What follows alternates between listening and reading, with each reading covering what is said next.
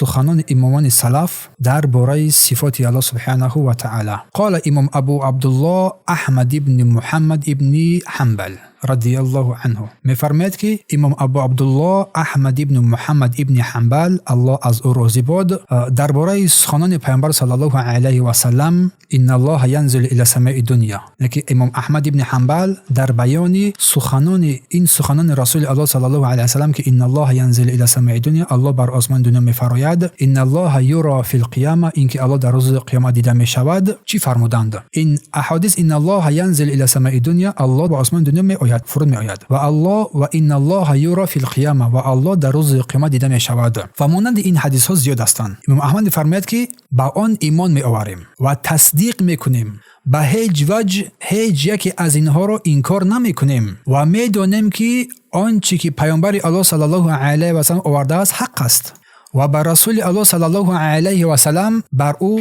صلی الله علیه و سلم رد کرده نمیشود. و ما الله سبحانه و تعالی را پیش از آن چیزی که خود رو با آن وصف کرده است وصف نمیکنیم. اینکه آنچه که بیشتر الله خود رو بر آن، هر چیزی که الله خود رو بر آن وصف کرده باشد ما همان رو میگوییم، از این زیادتر نمیگوییم. امام احمد گفته است لیس کمثله شیء و هو السمیع البصیر، هیچ چیز مانند او نیست و او شنوا و بیناست. میفرماید میگوییم آنچنان که گفته بود، وصف میکنیم او را با آنچه که خود رو وصف کرده است و از آن وصفی که الله خود رو کرده است نمیرویم و تجاوزکاری هم در آنچه که الله خود رو وصف کرده است وصف نمیکنیم.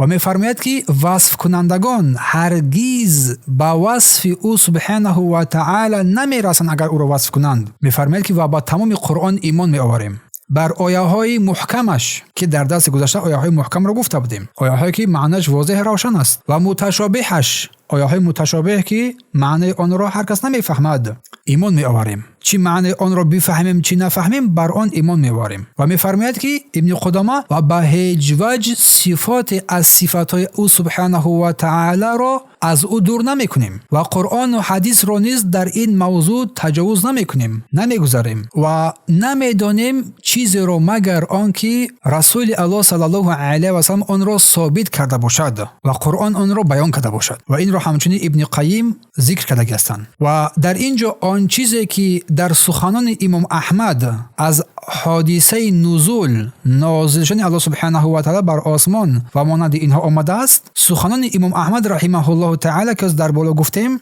مؤلف از او سخن آورده است، از امام احمد ابن حنبل، چون امام احمد این نصرت دهنده سنت رسول صلی الله علیه و سلم است.